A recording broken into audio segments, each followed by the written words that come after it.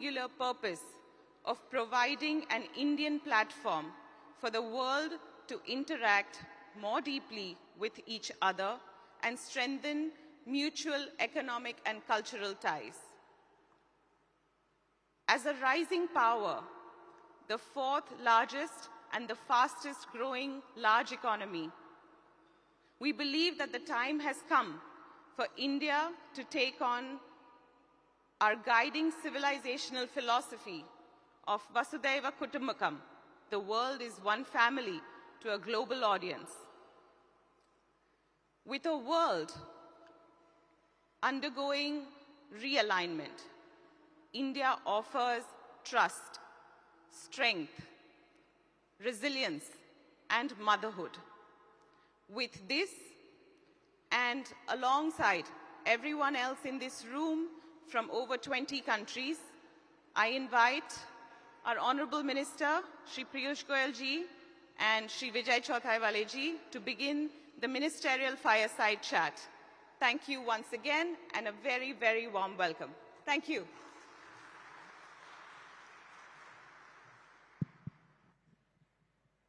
So good afternoon, everyone. It is indeed a great privilege and honor that Minister of Commerce and Industry, Honorable Shri Piyush Goyal, is among us in spite of his very busy schedule, and you can see he has some minor health issues also, but only because of his love for all of us, he has come here. So first of all, Piyush ji, thank you very much. It is indeed a great honor for us. So this is going to be a conversation with Piyush ji. So Piyush ji, what is the economic diplomacy for you? Well, I think the first principle of economic diplomacy is that don't sit so far away from your stakeholders. Come closer to them.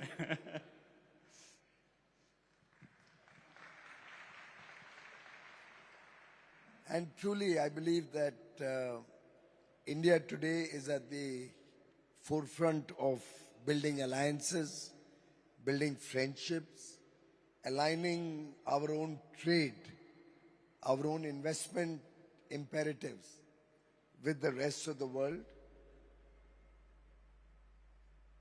End of the day, we are looking for a $30-35 trillion economy by 2047 to power India into the League of Developed Nations. And that's how we'll bring prosperity to all people. And towards that end, gone are the days that one could live in economic isolation. One has to engage with the rest of the world. One has to expand international trading arrangements. You have to secure markets. You have to secure larger amounts of investments, opportunities for trade. Engage with countries who can give you the best of class of technology, yet at the same time opening opportunities for our youth, our capital also to work in other geographies. So it's really all about growth imperatives, a global outreach, creating a global standing for the country, and ensuring a more prosperous future for every Indian, which cannot happen in isolation, which will happen in this interconnected world through partnerships and friendships. Thank you. So Piyush ji, you have successfully concluded some 8 or 9 trade deals. So it must be a record for any commerce minister to do it in such a short period of time. Some of the deals we were talking for 20 years. So what is the secret formula you have? Well, I think if one was to encapsulate it in one word, it's trust. The day you can generate enough confidence in your counterparty that you can be trusted, and the day you trust the person on the other side, the country on the other side, the pathway becomes that much easier. I think over the last 3 or 4 years, post-COVID, since we once again started talking to the world about opening our doors to international agreements, free trade agreements, we've done 9 agreements between 2022 and now, in about 4 years' time. In these 4 years, these 9 agreements have been negotiated from a position of strength. Today, India doesn't engage as a meek country. We are not apologetic about some of the problems that we have. We are negotiating for the future. After all, a free trade agreement or any new deal that we work out is about the future. We may have had many issues in the past, but what we are offering is an opportunity to participate in India's future, let's say next 20, 30, 50 years. One has to crystal gaze into the future. And when you crystal gaze into the future, there is no opportunity mankind has ever provided which can even come close to the India opportunity from now, at least until 2047 and then beyond. We'll be adding $26 trillion. $26 trillion will be adding to our economy. And I don't think we have ever seen this kind of rapid growth ever in history, or we will see it ever in the future. And which is what makes India a very attractive trading partner. When we negotiate with a position of strength, you're able to balance national interests. You're able to also take care of sensitivities.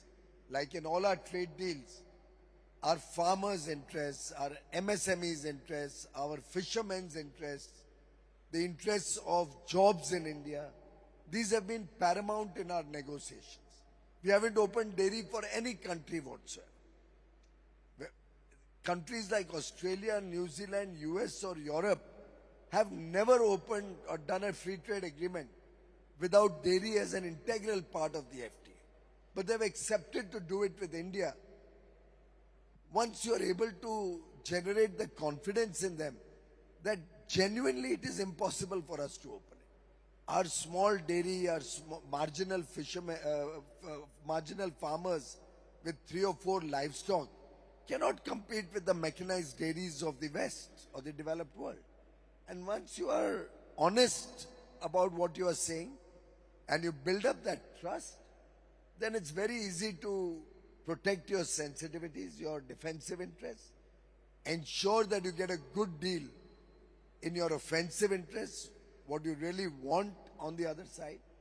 So when I want to discuss labor-oriented sectors, textile, footwear, leather, when I'm looking at opening market access in pharmaceuticals, or for our farm products or fish products, or when I'm trying to get technology and investments into India, it's very easy to get the best deal when you're sincere, you're honest, when you are able to logically show your position and demonstrate your strength with full sincerity. So, Piyush, you used 2 words. One is trust and other is a position of strength. But 10, 12 years ago, when Prime Minister Modi came to power, both were lacking among the global governments, capital markets.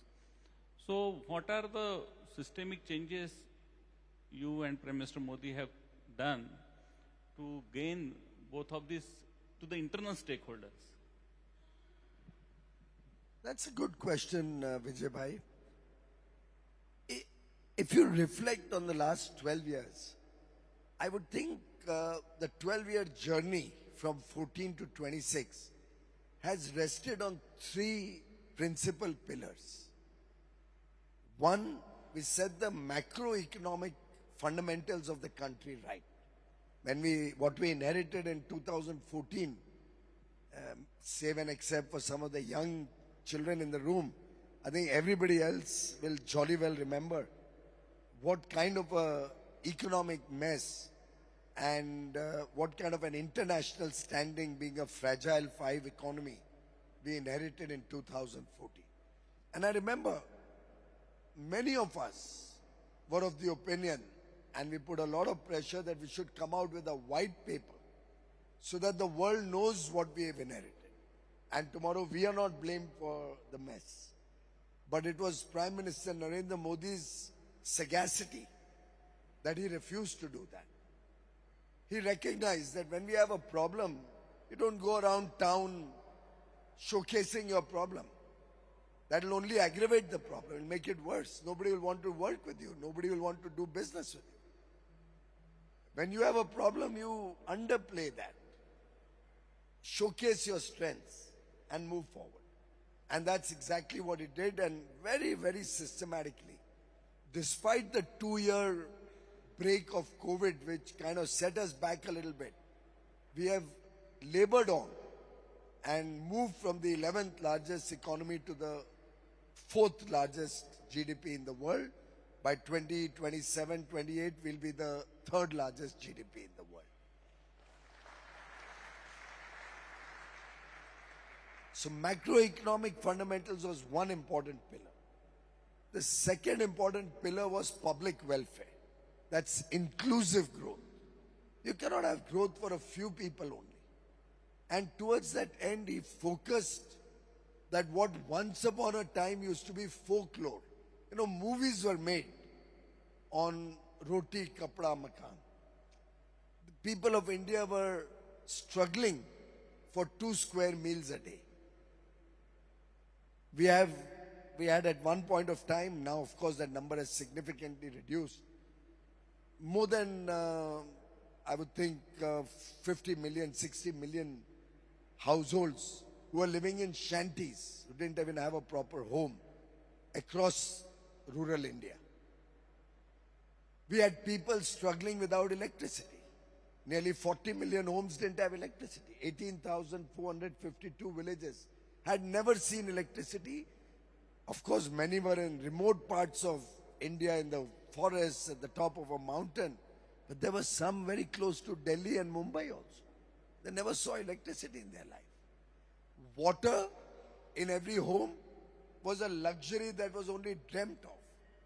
And the most disgusting of all, which I personally feel is a shame, that 67 years after independence, governments had come and gone, prime ministers had come and gone. Nobody thought of providing a simple thing like a toilet in every home, some basic thing which protects the dignity of our sisters, of our daughters. What Prime Minister Modi did was all the basic needs of every citizen of India: food, clothing, shelter, electricity, good road connectivity to their village, water connection, nal se jal, water from a tap in their home, good quality health care, Ayushman Bharat, good quality education, the national education policy, modernizing and integrating us with international systems of education. He basically focused on inclusivity, getting everybody a better quality of life. And lastly, he focused on infrastructure. Government's role is not to interfere in your business. It's to make it easier for you to do business. It's to make the life of the common man simpler and easier to navigate. Ease of living, as he calls it.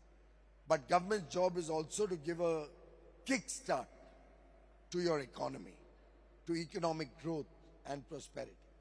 And we recognize that infrastructure and investments in infrastructure, remember the old American way, did America make great highways, or did highways make America great? It's an old adage, but relevant today also. We focus on high quality connectivity across the country, on digital. We focus on taking 5G to the remotest village. We focus on expanding our transmission network. also integrating all regional networks into one network. So we have the world's second largest probably transmission network of 500 gigawatt, which will expand to about 1,000 gigawatt in another 7 or 8 years, providing a fantastic opportunity for data centers to locate in India. We focus on taking water from a tap to every home across India, as we ensured electricity across the country, length and breadth of the country in every road network, rail network, inland waterways, doubling our port capacity, adding airports from 78 to 150 plus today, 155 maybe, and planning to go up to 225 airports so that every part of India with short distances will have an air connectivity. So it's been a massive thrust. Even this year, we are planning to invest $130 billion on public investments on infrastructure. When you couple that with private investments and you add the ecosystem that it creates, when you look at the multiplier impact of this infrastructure investments, it shows you how the India growth story, the fastest growing large economy for the last 4 years, is sustainable and will continue, in my humble opinion, for the next 2 or 3 decades to be the fastest growing large economy on earth. Thank you. It's a very reassuring story depicting how we have moved from position of weakness to position of strength. So coming back to trade, Piyush bhai, any such complex deals require involvement of several departments, several ministries. Yesterday, Dr. Jaishankar ji also mentioned about you, Nirmala ji, etc., and their role in this dynamic global situation. How could you achieve? Can you tell us this? You see, I'm sure the leadership of Prime Minister has played a big role. It's been a fantastic journey. Prime Minister Narendra Modi, during COVID, kick-started our opening up fresh negotiations through a video conference in which he had his own team. He had Commerce, who has to spearhead this work, the Foreign Office, Dr. Jaishankar, who has to ensure the integration of economic diplomacy and his own effort to build up friendships across the world. He had Finance Minister Mrs. Sitaraman, because they have an integral part of any discussions to come up with approvals on tariff concessions and whatnot that we have to do in these FTAs, and gave us the broad guiding principles. And then it was a whole of the government approach. I have not done a single agreement which had a single concession which was not approved both by the line ministry and by the stakeholders from the private sector. Now think back. 8 agreements are out in public domain up to the EU. Have you heard a single complaint from any stakeholder? Anybody criticizing any element of those agreements? And you will not find one. You won't find one editorial criticizing the first 8 agreements. The 9th one I have not yet taken out in public domain because the final text has to be inked. I don't want to preempt the final text. Though we have finalized all the sensitivities that need to be protected, our farmers are fully protected, our MSME is fully protected, and I've said it on record that not a single farmer will have cause for complaint once the full text is out. That's quite great. And the opportunities it will open up. Think about it. The US is a $90,000 per capita economy.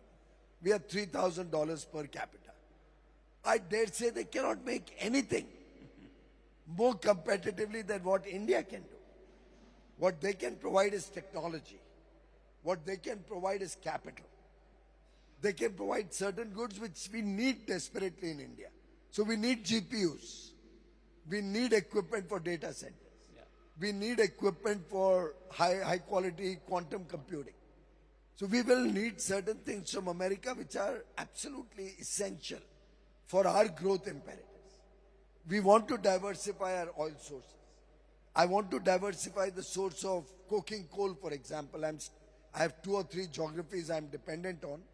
Prices keep fluctuating and increasing crazily. I'd love to have American coking coal, which is high quality, coming to India. We need aircrafts. Don't we need aircrafts? We are all paying top dollar, crazy prices for aviation for lack of enough seats. And half the airports, we don't have planes to fly. We need aircrafts. I have $100 billion aircraft demand from America in the next 5 years.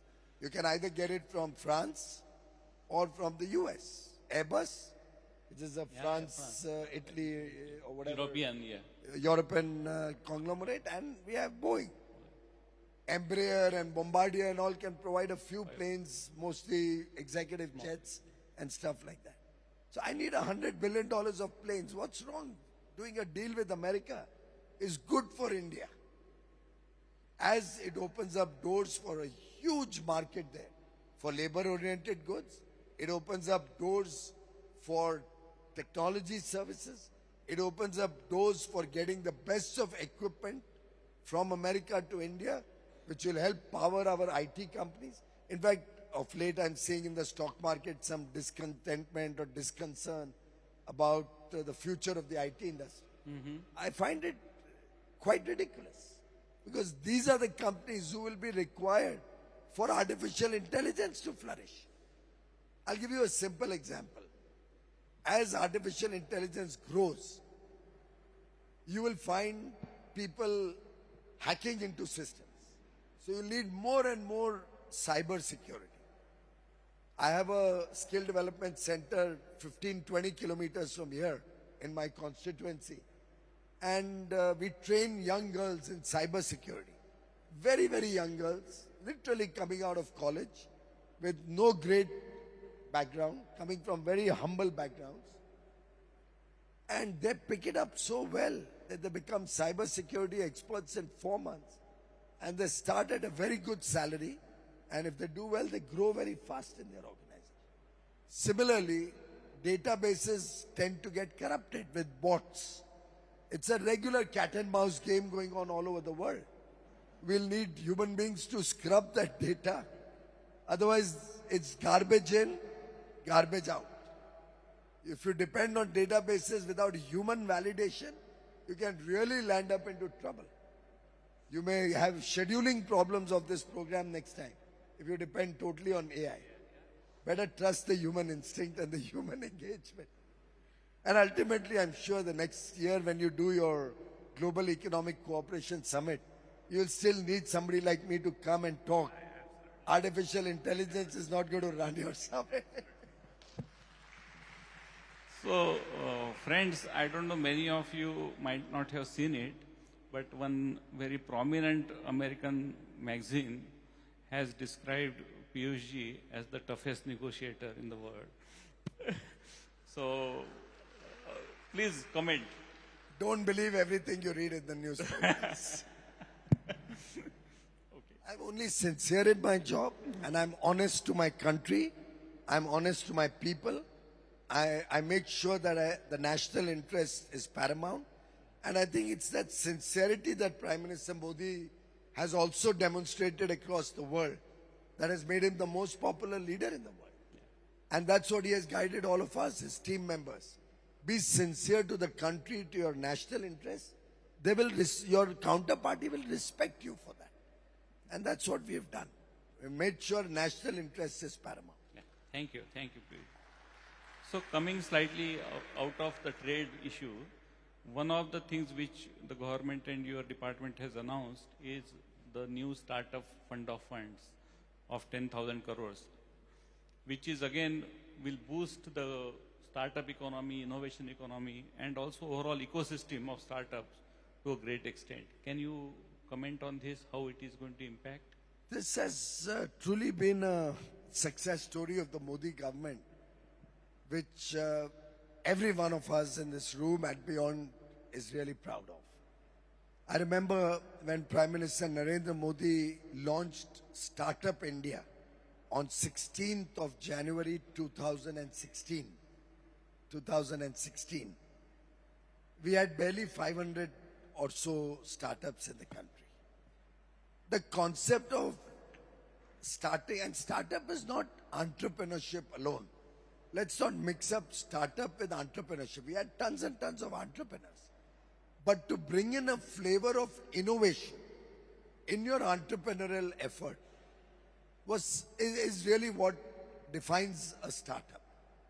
Some new way of doing the same thing, some better way of doing the same thing, something which provides a better service to the consumer, something innovative in its approach. And I remember at that point of time, a lot of people were very skeptical when Prime Minister launched Startup India, then announced a 10,000 crore startup fund of funds, first tranche. But the journey of 10 years has been phenomenal. We are recognized the world over as the third largest startup ecosystem today anywhere in the world. Some of our startups have done absolutely game-changing, innovative work, which can make all of us very proud. We are currently focusing on newer areas like deep tech, while continuing to maintain our effort in health tech and agri-tech. FinTech, we are almost got mastery across the world. UPI and our other modules on FinTech are well respected. The second, we've used up the whole tranche one of startup fund of funds. 10,000 crores is committed capital. We basically operate through alternate investment funds.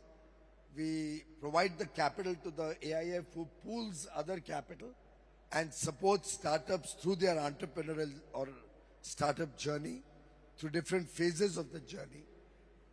This time around, we are planning to use larger part of this fund, focused more on deep tech, which will include AI and quantum computing and machine learning. We are hoping to use this money also at early stage funding, because I find that in deep tech, the gestation period is very long. And very often our entrepreneurs falter in the initial period for lack of ability to raise capital. Or they are skimmed off their equity ownership, or very large portion of it for small pools of capital. So somebody may need just $1 million, but he may find 70-80% of his company taken away, because by that time he hasn't been able to really prove his idea. So we need more risk capital in the system, and that's what the government wants to provide to our deep tech startup entrepreneurs. Along with that, of course, we'll continue to support technology or startups in other areas also. We need more health tech, we need more agri-tech, and there's enough and more that our startups can do, are doing. My only wish and desire is, while we have a lot of venture capital coming from overseas, and after the EU and US deal, I'm very confident you'll see a flood of capital coming to India. But this is the place which gives the finest returns. The returns you get in India are unparalleled to any other part of the world. I also wish to see more domestic capital coming into the startup ecosystem, because that will keep that ownership also within the country. Thank you. It's very promising start which Piyush ji has taken over. Piyush ji, two personal questions. One is, Prime Minister Modi is a great mentor and guide for every time you face some challenge or difficulty. Can you spare some insight of his mentorship? You know, he's like your father. He has never scolded anybody, to my mind, in 12 years that I have seen him as Prime Minister. I suspect the same would have been the situation in Gujarat, but I wasn't interacting on a daily basis at that time. But he never ever raises his voice, never ever will criticize you and demoralize you. Like a parent, he handholds you. He supports you through your journey. He guides you. Have you thought of this issue with this angle in mind? And you start thinking, why the hell didn't this come to my mind? He's a great listener. So when you present to him, when you talk to him, his concentration is 100% on you. Not even 99%. And I wish I could be a good listener and talk less. हमारी तो problem ये है कि आप question complete भी नहीं करते हो. We are ready to start replying. He's a great listener. In an hour that you may spend with him, you'll find 55 minutes you've talked. Patiently, in great detail. And I don't know how he does it, but in that 1 hour, you've goofed up in probably 2 things, or you were not fully prepared on certain aspect of the conversation, or you're making a presentation and some slip has happened in one of the slides out of 50 slides. In the 30th slide, you missed out some point. After the presentation is over, he'll say, just go back to that 30th slide. I don't know how he manages it. But truly a person who carries his team with him, who mentors you just as your mom or dad would do at home, patiently guides you through the process, encourages you to think out of the box, what we would call lateral thinking, helps you navigate a situation, not necessarily a problem, a situation. Very patiently, very carefully, helps you connect the dots. Very often you may have thought of 6 angles, but there may be a 7th viewpoint which you may have missed out. So it helps you connect the dots beautifully. And end of the day, you may find it sometimes very difficult I may find it difficult to contact Vijay Chautaiwala. And may leave 6 messages to get him to call me back, and he may be in Kuala Lumpur arranging some program, or in Abu Dhabi, or in Madison Square in New York, and may take 2 days to call back. But Honorable Prime Minister is so responsive that you leave a message, you will be asked how urgent it is. If he's available, you may get a call back in about 2 or 3 minutes, if it's possible. Otherwise, you'll be asked, is it important enough to be, taken up in the middle of some meeting? And otherwise, I don't know how he manages it. I think we are all busy people, right? But in all the huge amount of responsibility that a leader of his stature has, I have met thousands of people in the last 12 years who have told me his callback is guaranteed. You left a message for him. You can say that, oh, you're a minister, so you're bound to get a call back. But whoever has contacted him, if he has not been able to call back, he's traveling or something, somebody from his team will call back. You will get a response. And that is what defines Prime Minister Modi's concern, his personality, his approach to the human being, his approach to relationships. I can share a small insight. During COVID, every day, without fail, he would make maybe 10 or 12 or 15 calls to all the seniors, people who are above 75 years, older people, who he came across in his life since childhood to where he is now. Many senior leaders of our party, many senior political leaders from across parties, or any case he came to know of somebody who's been afflicted with COVID or who's fallen ill. They would suddenly get a call, or a family member would get a call. How are things at home? Do you need any help? It's just the sensitivity of that human characteristic that he has, the humane characteristic, that he would connect with people, some of them broke down, that the Prime Minister is calling. Somebody who crossed his path maybe 40 years ago, got a call from him, "Are you okay? I heard your father's not well, or I heard you had a problem. Can I help you in any way?" Is that human characteristic is what defines this gentleman.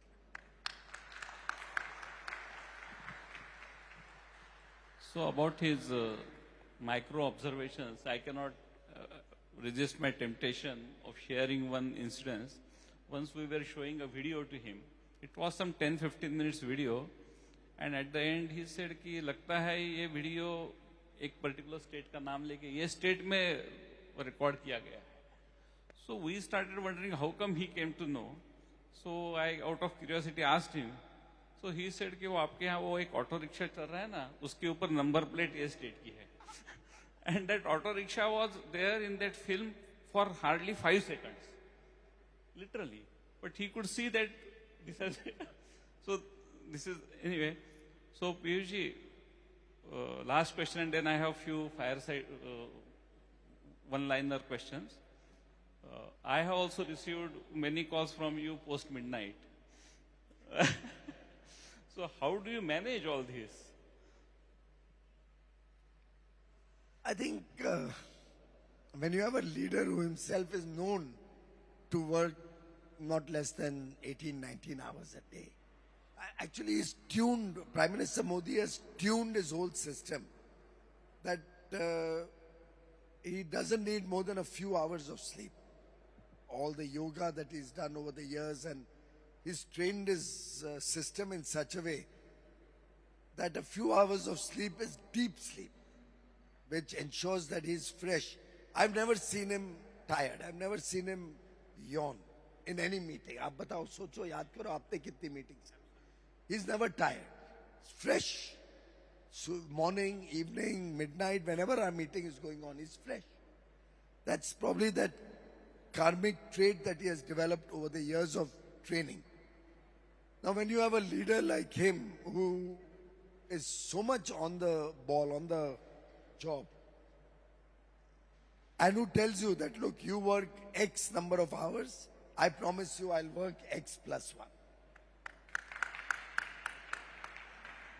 You cannot help but want to do better.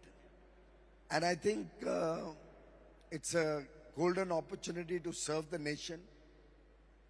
I had once asked him a simple question. I said, why are you so strict? Why don't you give us more vacations? The context was the graduation of my son. Why don't you allow us some more vacations? And he looks me in the eye and he says, I have not, or nobody has forced you to take up this job. It's an opportunity to serve. It's an opportunity to give back to your motherland, to your people. Let's use every single moment that we have to do some good.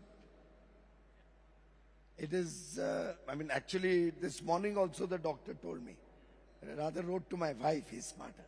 He wrote to my wife a message early morning that don't overexert on the knee and not put weight on the knee. So I was in a fix when she showed me that. But then at the same time, Prime Minister always says a commitment you got to fulfill. And I think that encouragement you get and the huge opportunity that we have and the responsibility that is cast on us to fulfill a commitment to the people of India who voted us for the third time in a row and given us this huge opportunity to serve. It's a duty we have to perform. And that duty can't be performed unless I bother you past midnight. I am honored. So Piyush bhai, some rapid fire questions. From Rajya Sabha to Lok Sabha, how is the transition? It's fantastic. I had never imagined it will be so good. In the Rajya Sabha, somehow you you are at a different, you're working at a different level, and you don't have a direct responsibility to a set of people. I just got elected first time, my first ever election in June 24. Direct election from North Mumbai, close to where we are just now. And by God's grace, the affection of the people in that constituency, I won with the largest margin in Maharashtra. But that casts a big responsibility on you. Now you better perform. And I have a biggest critic or the biggest schoolmaster at home. So every time I have a little issue or there's some delay in sorting out something in my constituency, my wife is there at home to remind me that, look, you have an obligation to your people. And yesterday, I've been doing meetings yesterday. At home, one can always do meetings with your legs raised for the knee. So I was doing meetings. I was also trying to do a review of a 1,000-bed hospital that's coming up in my constituency, which I had promised the people of my constituency. And I was doing a review, how much time, what's the status, blah, blah, for the first phase to be over. And then my wife walks in and she starts telling the same gentleman who's setting up a 1,000-bed hospital that you're doing this 1,000-bed hospital, but that has made Piyush ignore the current facilities which need a revamp. So people are suffering. The 1,000-bed hospital will come up later, but he's not doing enough justice to his constituents. And mere baare mein complain karne lag gayi. But that's the encouragement. That's what drives you. It's so much fun because you feel directly responsible to your voters, to your constituents. And that 3 million people living in North Mumbai almost become like your family. And now you feel much more responsible to Mumbai or to Maharashtra, who have showered so much affection on you. So I think it's just absolutely the greatest thing Prime Minister Modi and the party could have done for me. I'll ever be grateful for this opportunity. Great. So, a Mumbaikar going to Delhi for many, many years and now shuttling between Mumbai and Delhi. Which is your favorite city? Well, this is my Janma Bhumi. Yeah. Delhi is my Karma Bhumi today. Yeah. And India is my Matru. Oh. Thank you. So you have elaborated so many qualities of Prime Minister Modi in your previous answers. Tell us one quality which has impressed you most or which you would like to follow.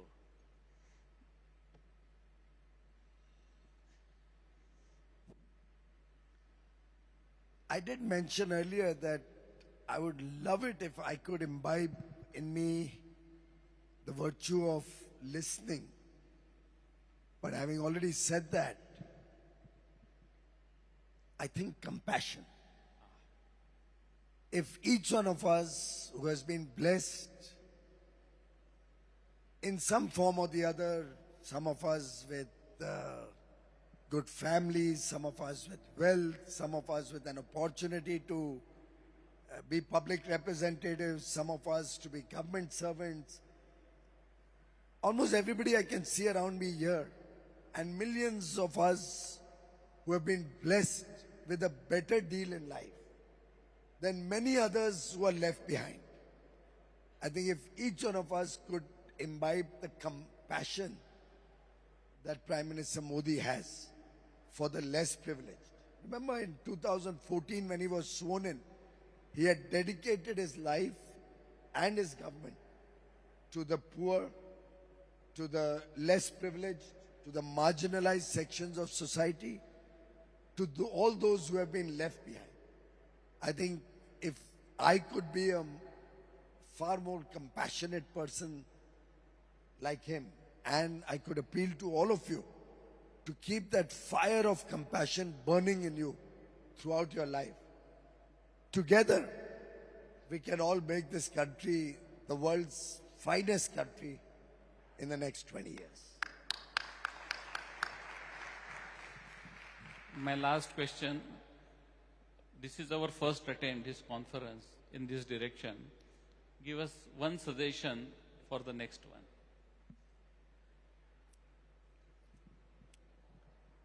I think let's pick up certain themes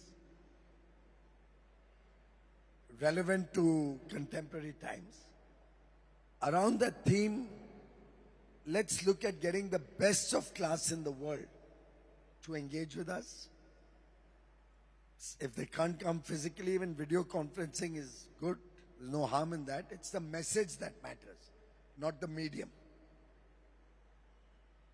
And let's try and engage more with the youth and taking it beyond the 4 metropolitan cities. So while Delhi and Mumbai will have lots of engagements, and in a way it makes it much more convenient for us. But using technology, if we can reach out to the youth in much larger numbers. So just to throw an idea, if it was the same thing was in Pune, which is like an educational hub, or in Kota in Rajasthan, another educational hub. Or for that matter, if one day we could do the same thing in Bihar and get the youth involved, you would be opening their eyes to a world beyond which they may not have as yet been exposed to. So, a few international people talking to children in their teens in college or in their young 20s, just emerging into the real world, getting an exposure to global diplomacy, getting an exposure to the way the world is thinking and preparing themselves to start engaging with the world. For example, I am one of those who believes that dual degrees is going to be the way forward. As many children as we can move towards dual degrees so that those from the developed world come and study and live and work in India for 6 months, 1 year, and our children get an opportunity to live and work outside for a small period of time. This engagement will open the eyes to the future, because opportunities are going to be in countries like India in the future, and for growth, for investments, for engaging with new technologies. And the developed world is going to be able to help us dream big, aspire big, help us get the best of technologies, help us get capital, help us open our minds to trading globally, new products, new markets, new technologies, new entrepreneurs developing amongst the youth, and in a way get more of our startups also getting an international flavor. Thank you. So, thank you, Piyush ji. I can't express my gratitude towards you that you could come here in spite of your health and also your busy schedule. It is indeed an honor and privilege. And we would definitely invite you for your next edition. And I'm sure you would come again and I will trouble you.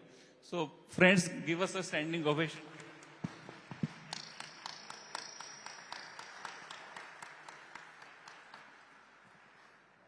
Thank you very much to our Honorable Union Minister of Commerce and Industry, Shri Piyush Goyal ji, for joining us here at the inaugural edition